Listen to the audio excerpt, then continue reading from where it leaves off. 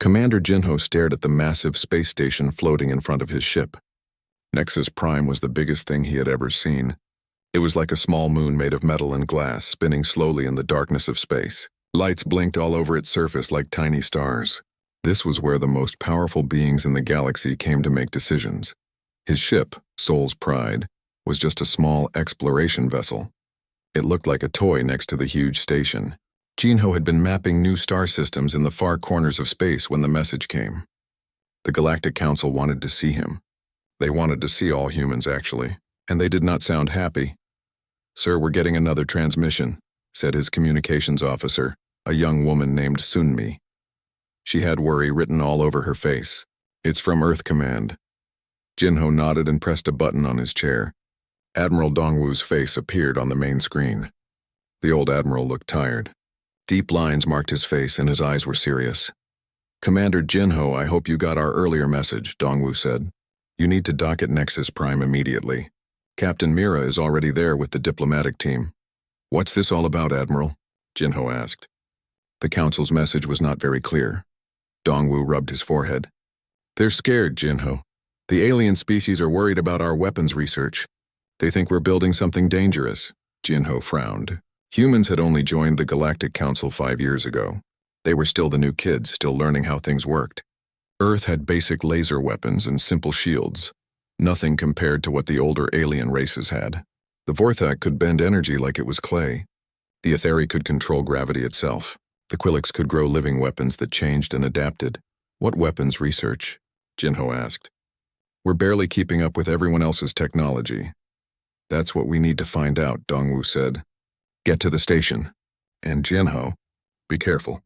I'm seeing a lot of alien warships gathering near Nexus Prime. More than usual." The transmission ended, leaving Jinho with more questions than answers. He looked at Sunmi, who was monitoring the sensor readings. "How many ships are out there?" he asked. "Too many to count, sir," she replied. "I'm seeing Vorthak dreadnoughts, Etheri gravity cruisers, Quillix bioships. They're all keeping their distance from each other, but they're definitely watching." Jinho guided his ship toward one of the station's many docking bays. As they got closer, he could see the alien vessels more clearly. The Vorthak ships looked like giant insects made of black metal, with energy weapons glowing like angry red eyes. The Etheri ships were beautiful and strange, made of what looked like living crystal that bent light around them. The Quillix vessels were the most disturbing, looking like they had grown instead of being built, with surfaces that moved and shifted like skin. "Docking request approved," came a voice over the radio. "Bay 47, follow the guide lights." As Soul's Pride settled into the docking bay, Jinho could feel the artificial gravity take hold. The station was so big it had its own gravity generators. He had been here once before when humans first joined the council. Back then it had been a celebration. Now it felt like a trial. "Sir," Sunmi said quietly, "I'm picking up a lot of encrypted communications between the alien fleets. They're definitely planning something." Jinho stood up and straightened his uniform. "Stay with the ship and keep monitoring. If anything happens, get a message to Earth immediately." He walked through the docking tube and into the station proper. Nexus Prime was like a city in space. The corridors were wide enough for the largest alien species to move comfortably. The ceiling was high with artificial sky that showed holographic stars. Beings from dozens of different worlds moved through the halls, talking in languages that sounded like music, grinding stone, or clicking insects. Jinho found the human delegation in Conference Room 12. Captain Mira was there, along with several other officers and diplomats. She was a small woman with sharp eyes and graying hair. She had been dealing with alien politics longer than anyone else from Earth. "Jinho, good to see you," Mira said, shaking his hand. "We need to talk before the council session starts." She led him to a corner where they could speak privately. "The situation is worse than we thought," she said quietly. "The aliens have been intercepting our communications." "They know about the Railgun project?" Jinho's eyes widened. The Railgun project was supposed to be classified. Earth's scientists had been working on new weapons that used electromagnetic fields to launch metal projectiles at very high speeds.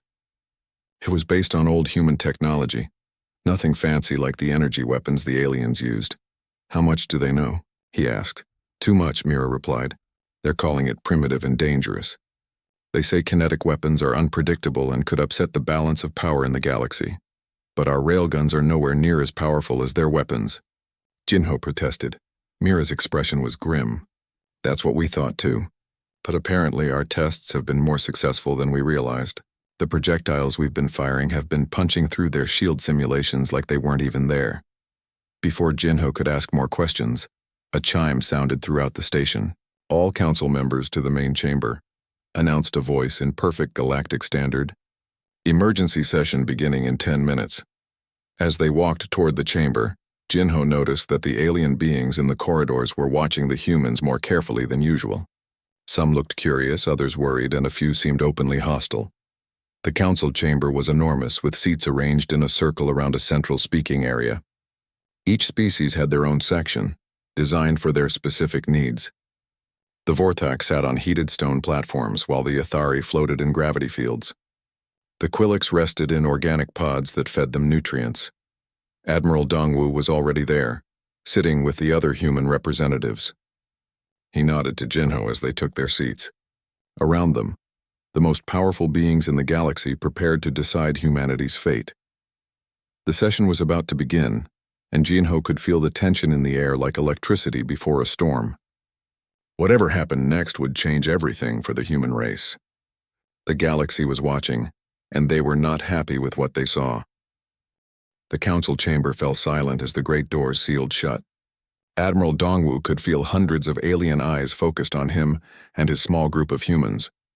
The chamber was designed to make everyone feel small, but right now it made the humans feel like insects under a microscope. High Chancellor Vrex of the Vorthak rose from his heated platform. He was 12 feet tall, covered in dark scales that gleamed under the chamber lights. His red eyes glowed with anger as he pointed one clawed finger at the human delegation. For 3,000 years, this council has maintained peace through careful balance, Rex hissed, his voice echoing through the chamber. Each species contributes their strengths while respecting the limits that keep us all safe. But these humans threaten everything we have built. Murmurs of agreement rippled through the alien sections.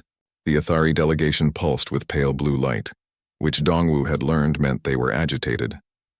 The Quillix writhed in their organic pods, making wet clicking sounds that served as their language. What exactly are we accused of? Admiral Dongwu asked, standing up. His voice sounded small in the huge chamber, but he kept it steady. Chancellor Vrex's scales darkened. Do not play innocent with us, human. Our intelligence networks have intercepted your communications. You speak of railgun prototypes and kinetic bombardment platforms. You are developing weapons that could pierce our most advanced defenses. Captain Mira stood beside Dongwu. Honored Chancellor, humanity has always been transparent about our research. We are simply exploring different approaches to defense technology. Different? The voice came from the Athari section. Their speaker was a being made of living crystal that refracted light in beautiful patterns. Your approach is primitive, crude. You seek to solve complex problems with brute force. Engineer Kyung, who had been quiet until now, cleared his throat. If I may speak, he said nervously. Our kinetic weapons are based on simple electromagnetic principles. We accelerate metal projectiles using magnetic fields. There's nothing secretive or threatening about the basic concept. The Quillix delegate made a series of wet clicks that the translation system converted to words. Simple, yes. Threatening? Absolutely. Your metal projectiles ignore our bioadaptive armor. They cannot be reasoned with, cannot be turned aside, cannot be absorbed or redirected. Counselor Hana, Earth's primary diplomatic representative, tried to calm the situation. Respected members of the Council, diversity in defensive capabilities has always made our alliance stronger. The Vorthak mastery of energy gives us powerful weapons. Etheri gravity control provides excellent shields. Quillix bioengineering creates adaptive defenses. Human kinetic systems could simply add another layer of protection for all of us. Protection? Vrex's voice rose to a roar. Or domination? These kinetic weapons could make our energy shields useless. Our gravity fields cannot stop solid matter moving at such speeds. Our bioarmor adapts to energy and chemical threats, not chunks of metal traveling faster than our sensors can track. The chamber erupted in alien voices, all talking at once. The translation system struggled to keep up with dozens of different languages being spoken simultaneously. Dongwu could hear words like dangerous, primitive, and threat in multiple alien tongues.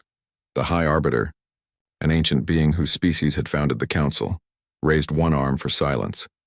The Arbiters were energy beings looking like humanoid figures made of blue light. When they spoke, everyone listened. "The evidence speaks clearly," the Arbiter said in a voice like distant thunder. Human test firings in the Kepler 442 system achieved projectile velocities of 15% light speed. Computer simulations show these projectiles would penetrate Vorthak energy shields, bypass Etheri gravity wells, and overwhelm Quilix's adaptive defenses. Kyung shifted uncomfortably. "Those were just tests with small projectiles. We were studying the basic physics. Physics that could reshape galactic warfare," Vrex snapped. "Show them the recordings." A holographic display appeared in the center of the chamber. It showed a human test ship firing what looked like a small metal rod. The projectile moved so fast it was just a streak of light. When it hit the target, an old asteroid, the rock simply exploded. One moment it was there, the next it was a cloud of dust and debris. That asteroid was protected by simulated Vorthak shields, Etheri gravity fields, and Quilix bioarmor, the Etheri speaker said, its crystal form flashing with rapid color changes. Your projectile ignored all of them. The recording continued, showing more tests. Each one demonstrated the same thing. Human kinetic weapons could destroy targets that should have been protected by the galaxy's best defensive technology. "The Council demands an immediate halt to all kinetic weapons research," Vrex declared. "These weapons upset the balance that has kept peace for millennia." "You cannot make that demand," Hana protested. "Humans have the same rights as any Council member to develop defensive technologies." Defensive? The Quilix delegate's translation system couldn't quite capture the scorn in its clicking language. "These are not defensive weapons. They are planet killers. A single ship armed with these railguns could bombard a world from orbit with no possible defense." Dongwu felt the weight of the galaxy's fear pressing down on him. He understood their concern. If human kinetic weapons really could penetrate all known defenses, then humanity would have a tremendous advantage. But the weapons were still experimental, still unproven in real combat. "Honored Council members," he said, "humanity has no desire to threaten anyone. We simply..." Alarms suddenly filled the chamber. Red lights flashed, and the translation systems announced an emergency in every known language. The High Arbiter's energy form flickered as it received urgent communications. "Long-range sensors detect a massive fleet approaching from the galactic rim," the Arbiter announced. "Configuration and energy signatures unknown. Estimated arrival at core worlds in 72 hours. The chamber's main display showed a tactical map of the galaxy. A cloud of red dots was moving toward the center, where most of the civilized worlds were located. There were hundreds of ships, maybe thousands. Captain Mira was reading data from her personal communicator. "Initial scans show heavy shielding and weapons we don't recognize," she reported. "They're broadcasting on all frequencies, demanding immediate surrender of all galactic territories." Vrex's scales had gone completely black, which meant he was afraid. "Who are they?" "What species?" "Unknown," the Arbiter replied. "They call themselves the Zephyrians. Our databases have no record of them." The alien council members began talking frantically among themselves. The Vorthak wanted to mobilize their energy fleets. The Ethari were calculating gravity well placements. The Quilix were discussing bioweapon deployment. Everyone had a plan based on their traditional strengths, but Dongwu was thinking about something else. He looked at the tactical display, noting the size and apparent power of the approaching fleet. If these Zephyrians had technology advanced enough to threaten the entire galaxy, they would have studied galactic defenses. They would know how to counter energy weapons, gravity fields, and bioweapons. They might not know about railguns. "Honored Council," Dongwu said quietly, but his voice carried in the sudden silence. "Perhaps this isn't the time to be arguing about human weapons. Perhaps it's time to consider whether the galaxy needs them." The chamber fell silent again, but this time it was the silence of beings realizing that their perfect, balanced world was about to be tested by something completely unknown. The Zephyrians were coming, and all the elegant weapons and sophisticated defenses in the galaxy might not be enough to stop them. In 72 hours, they would find out if humanity's crude, primitive kinetic weapons could succeed, where advanced alien technology might fail. Captain Wujin gripped the arms of his command chair as explosions lit up the space around his ship. The Busan Guardian shook with each blast, even though the nearest explosion was still kilometers away, Through the main view screen, he watched the first line of galactic defense crumble like paper in a fire. Vorthak Dreadnought Flame of Conquest is down, reported his tactical officer. That's the third one in 10 minutes. Wujin couldn't believe what he was seeing. The Vorthak ships were massive and powerful, their energy weapons capable of melting asteroids. But the Zephyrian fleet was tearing through them like they were made of cardboard. How are they doing it? He asked. Their shields are adapting, sir, the tactical officer replied, his voice shaking. Every time our allies fire, the Zephyrian defenses analyze the energy pattern and become immune to it.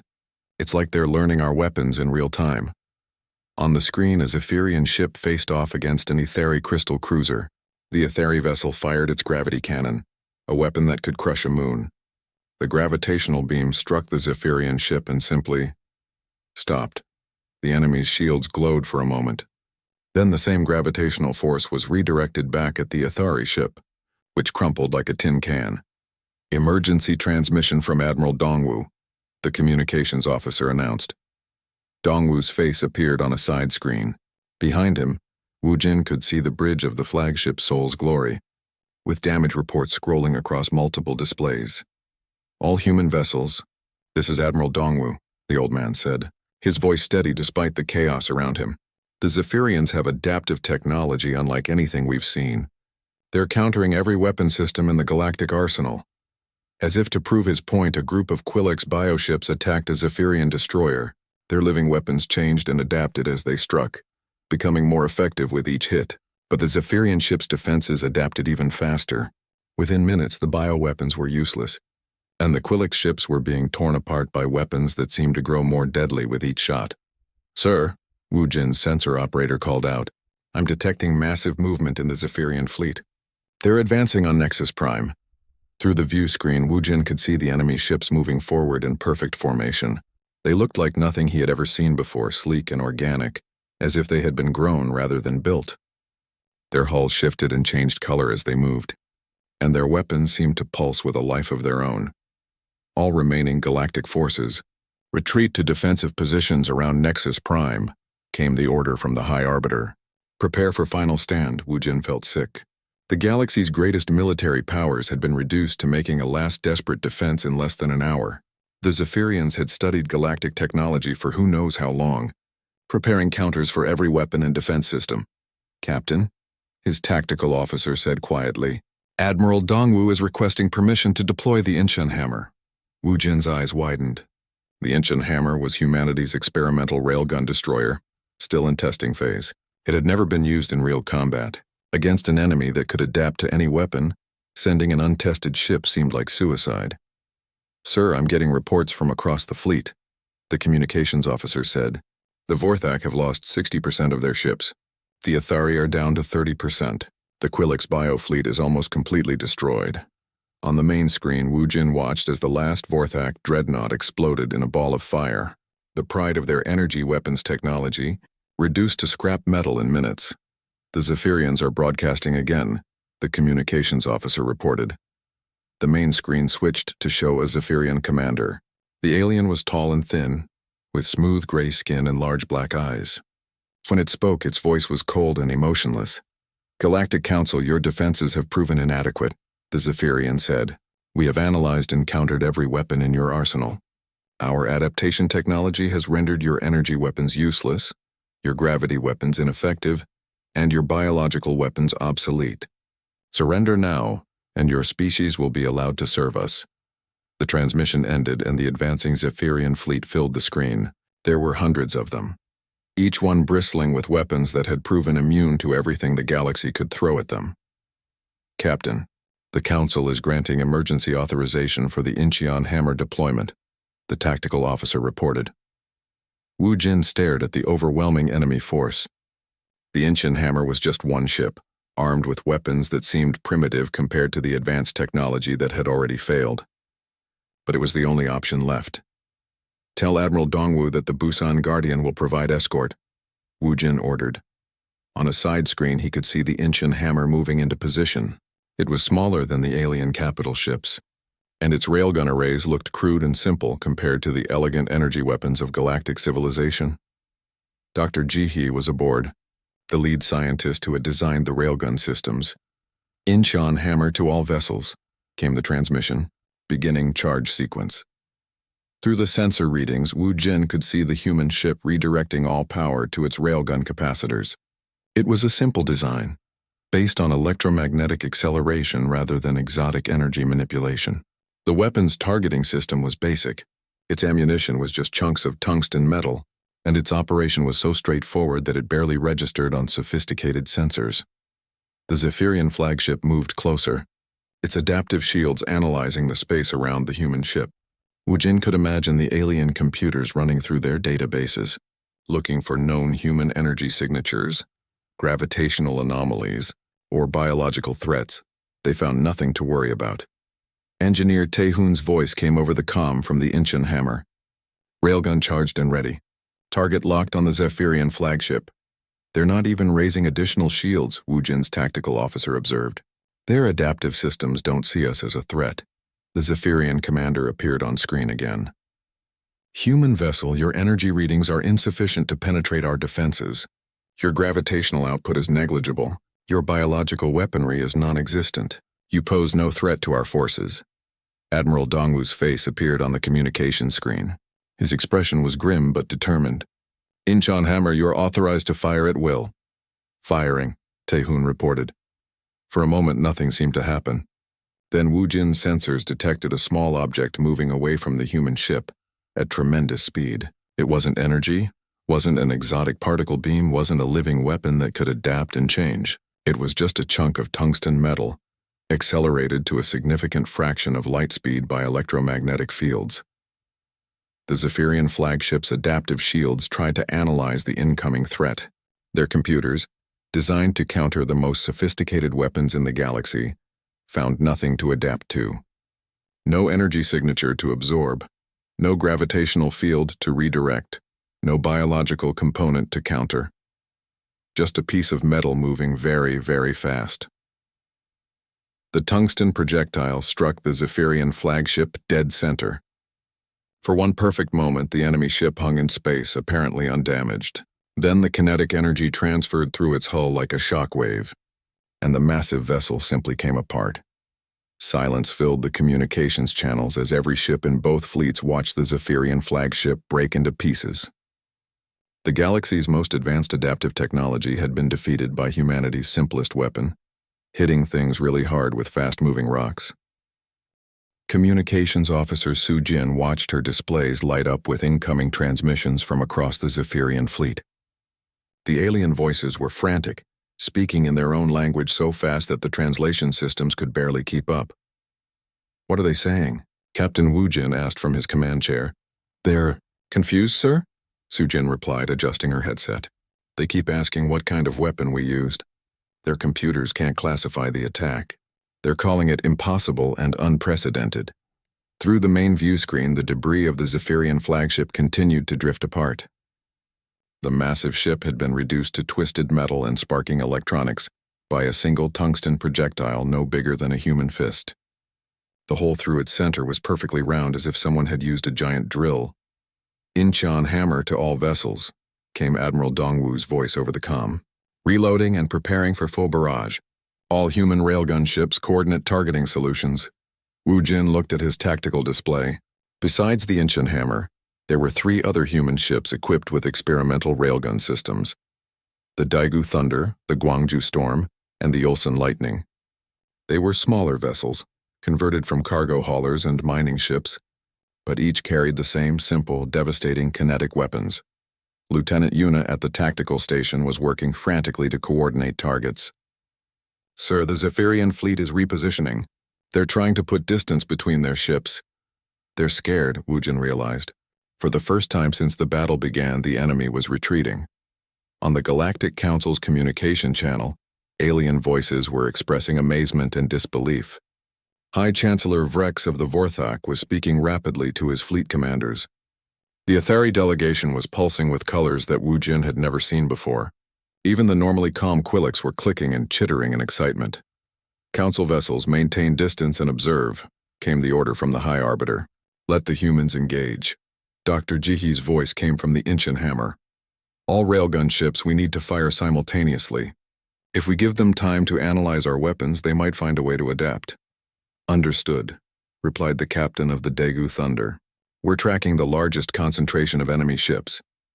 Through his sensors, Wu Jin watched the 4 human vessels spread out in a firing formation. Their railgun arrays were charging, drawing massive amounts of power from their reactors. The weapons looked crude compared to the elegant energy cannons of alien technology, but after seeing what one shot could do, Wu Jin knew that appearances could be deceiving. The Zephyrian fleet was trying to reorganize, but their ships seemed hesitant to move too close together. Their adaptive technology, which had made them invincible against energy weapons, was useless against simple kinetic force. All human vessels, fire when ready, Admiral Dongwu ordered. 4 tungsten projectiles streaked across space like falling stars. They moved so fast that they appeared as brief flashes of light before striking their targets. The Zephyrian ships, each one a masterpiece of adaptive technology, had no defense against the basic physics of kinetic energy transfer. The first projectile hit a Zephyrian destroyer and punched straight through it, coming out the other side in a spray of metal and atmosphere. The ship cracked in half and began spinning wildly as its gravity generators failed. The second shot struck a cruiser near its engine section. The tungsten rod transferred its kinetic energy into heat and shock waves that tore through the ship's internal structure. Secondary explosions rippled along its hull as power systems overloaded. The third projectile hit a battleship's weapon array. The kinetic impact sent vibrations through the entire vessel, causing its adaptive hull to malfunction. The ship's surface began changing colors randomly as its systems tried to respond to damage they couldn't understand. The fourth shot was the most spectacular. It struck a Zephyrian command ship just as it was trying to retreat. The tungsten projectile entered through the front of the ship and traveled the entire length, passing through deck after deck before exiting near the engines. The ship held together for a few seconds, then broke apart as structural integrity failed. 4 confirmed kills, Lieutenant Yuna reported, her voice filled with awe. The Zephyrian formation is breaking up. Across the Zephyrian fleet, panic was spreading. Ships that had effortlessly destroyed the galaxy's most advanced weapons were fleeing from converted human cargo vessels. Their sophisticated computers couldn't find a counter for humanity's brutal simplicity. Sir, we're receiving a transmission from the Zephyrian fleet commander, Su Jin announced. The main screen showed a different Zephyrian than before, this one wearing what appeared to be military decorations. Its large black eyes were wide with something that looked like fear. Human vessels, the alien said, its voice shaking. What manner of weapons are these? Our adaptive systems detect no energy signature, no gravitational distortion, no biological component. How do you destroy our ships with nothing? Admiral Dongwu appeared on a split screen. We use kinetic weapons, he said simply. We accelerate metal projectiles to high velocity using electromagnetic fields. The Zephyrian commander stared at him in disbelief. Metal projectiles? You mean solid matter? Moving through space? That's correct. But that's primitive. How can primitive weapons defeat our adaptive technology? Dongwu's expression was calm. Sometimes the simplest solutions are the most effective. Your shields can adapt to energy. They can counter gravity. They can neutralize biological weapons. But they can't stop basic physics. The Zephyrian commander looked horrified. You're throwing rocks at us. Very fast rocks, Dr. Jihi interjected from the Incheon hammer. Tungsten projectiles accelerated to 15% of light speed. When they hit your ships, all that kinetic energy has to go somewhere. Around the battlefield, the remaining Zephyrian ships were retreating toward the edge of the system. Their perfect adaptive technology, developed over thousands of years to counter the galaxy's most sophisticated weapons, was helpless against humanity's willingness to hit things very hard. Human fleet. This is High Chancellor Vrex, came the Vorthak leader's voice. We are impressed. Your weapons have succeeded where ours failed. Captain, Su Jin said quietly, I'm picking up communications from across the galaxy. Word of the battle is spreading. Every species is asking about human kinetic weapons. Wu Jin nodded, watching the Zephyrian fleet continue its retreat. The enemy had expected to face energy weapons, gravity cannons, and bioweapons. They had prepared for everything except the possibility that someone would simply throw metal objects at them. Really fast. Sir, Admiral Dongwu is requesting fleet status, Yuna reported. Tell him the Busan Guardian is operational and ready for orders, Woojin replied. And tell him that sometimes being primitive has its advantages. On the main screen, the last of the Zephyrian ships disappeared into hyperspace, fleeing from an enemy they couldn't understand or adapt to. The galaxy's newest members had just demonstrated that advanced technology wasn't always better than basic physics.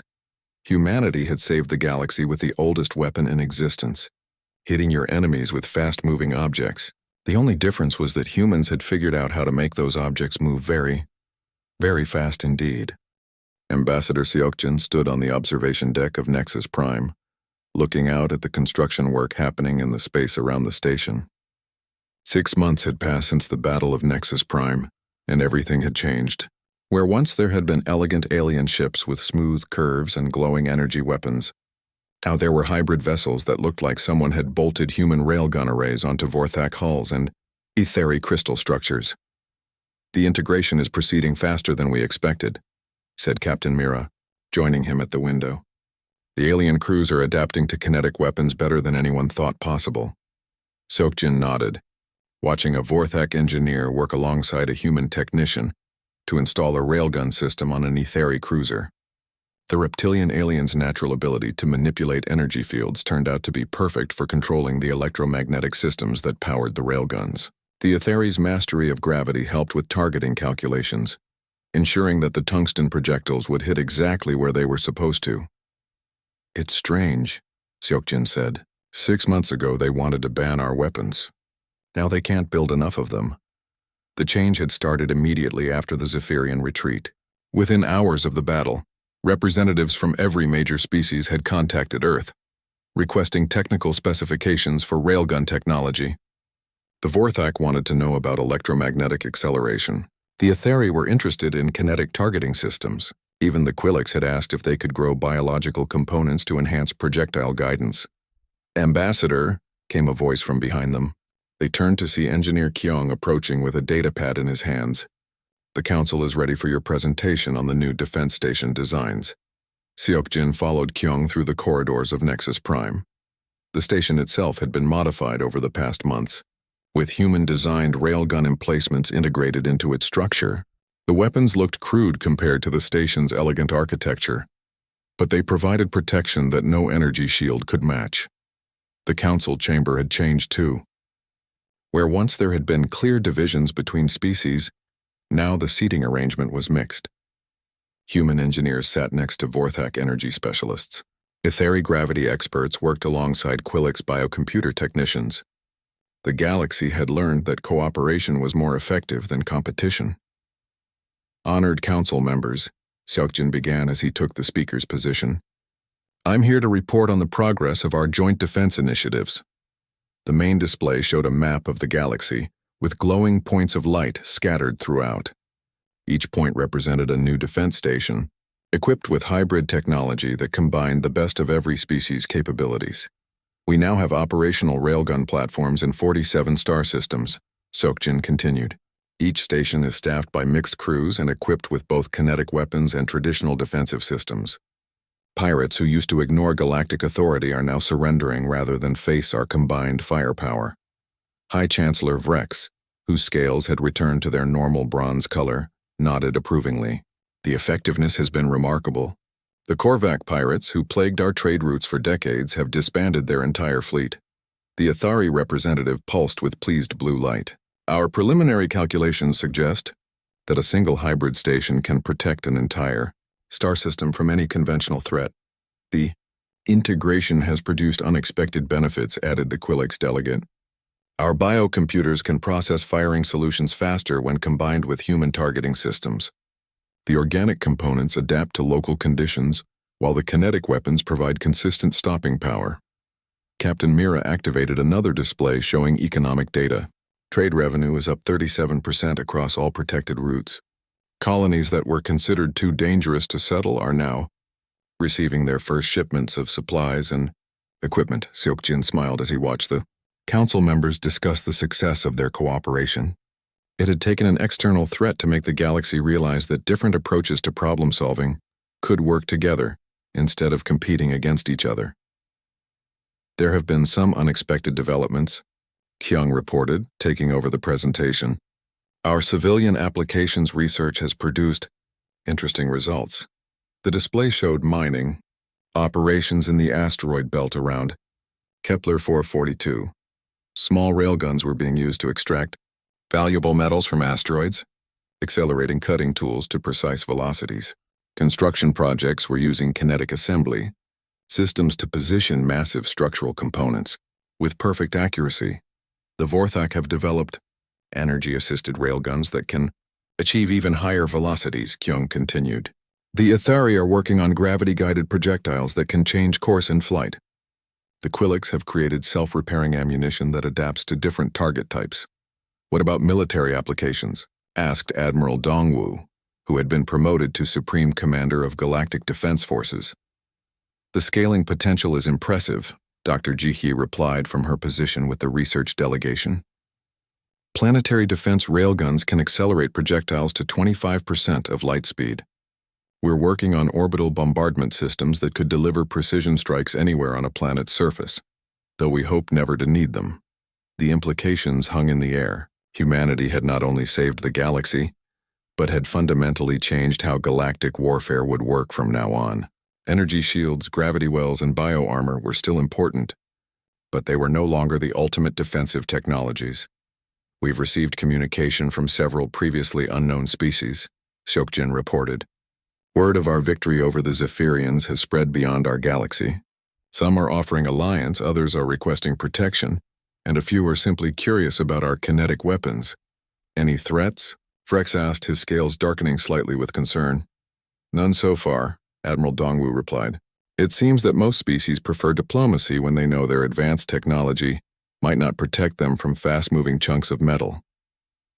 The meeting continued for several hours, covering everything from technology-sharing agreements to joint training programs. The galaxy that had once been divided by technological specialization was becoming unified through the realization that different approaches could complement each other. As the session ended, Seokjin found himself back on the observation deck, watching the mixed crews work on the hybrid ships. A young Vorthak engineer was showing a human technician how to improve the electromagnetic focusing system, while an Athari specialist helped a Quilix biocomputer interface with kinetic targeting calculations. It's ironic, Captain Mira said, joining him again. We were the most primitive members of the council, and now we're teaching everyone else. I don't think we were primitive, Seokjin replied thoughtfully. We were just different. We approached problems from a different angle. In the distance, long-range sensors detected movement at the galaxy's edge. Not another invasion fleet, but a group of exploration ships from a neighboring galaxy, coming to establish diplomatic contact. Word had spread that this galaxy was protected by beings who had mastered the art of throwing rocks really fast. The memorial service for those lost in the Zephyrian invasion was held the following week. Representatives from every species gathered to honor the dead and celebrate the unity that had emerged from crisis. The memorial itself was simple, a large piece of tungsten mounted on a crystal base, surrounded by energy fields that made it glow with soft light. The inscription was written in every galactic language. In memory of those who fell, and in honor of those who reminded us that elegance is not always the answer. As the ceremony ended, and the various species returned to their ships and stations, humanity's role in the galaxy was secure. They were no longer the newcomers struggling to keep up with advanced alien technology. They were the species that had saved everyone by remembering the simple truth that hitting your enemies really hard with fast-moving objects was remarkably effective.